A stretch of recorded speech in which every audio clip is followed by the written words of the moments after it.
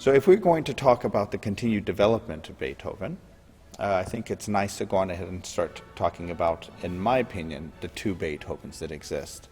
And it's at least for sure a difference in the way that I approach his music. The music of the First Symphony is a music of a composer-student who is also venturing out as a young man into his own idea. But he is still grounded somehow in the music of Haydn and Mozart, and is clearly trying to advance upon that and to make different changes.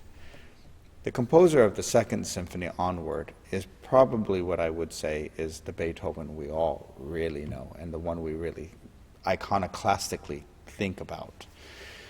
And I find that there is a key thing to occur to Beethoven that of course has been said time and time again, but it is worth remembering time and time again, that this is a composer who lost his hearing and was absolutely desperate because of that. It's the equivalent of an opera singer losing their voice, a painter losing their sight and hands.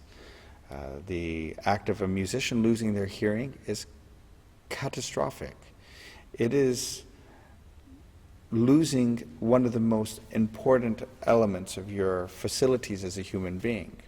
And we musicians train for so many years, and we train so hard to really develop a very, very acute sense of hearing, to notice the most almost negligible difference between a pitch or an articulation across an orchestra of 90 musicians in a hall that's set up for 1,800 people.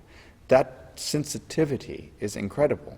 You then amplify that with the modern techniques of recording, such as the ones that we're using for this cycle, and you then realize how developed a musician's ear must be. And for Beethoven, a composer, not to be able to go to the piano and dinkle out a couple of notes and figure out whether that ditty or that melody or that harmonic progression would sound great against that melody must have been absolutely devastating. And there's a well-documented letter called the Heiligenstadt Testament that he wrote to his brother Karl.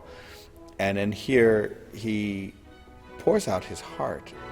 And in fact, actually, before I conduct the Second Symphony, I always read the entire letter, because it's important for me to remember that the Second Symphony is a statement of affirmation and a statement of intent.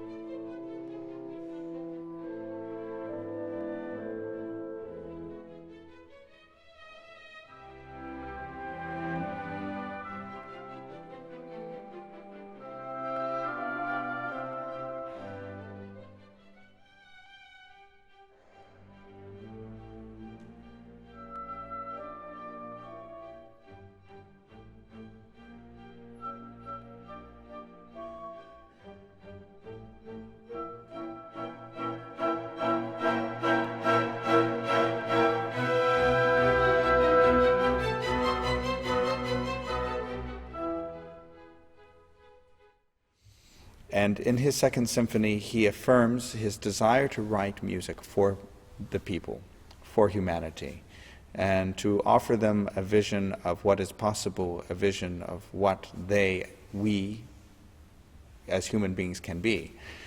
And I feel that in this symphony. I feel that as a remarkable story of affirmation.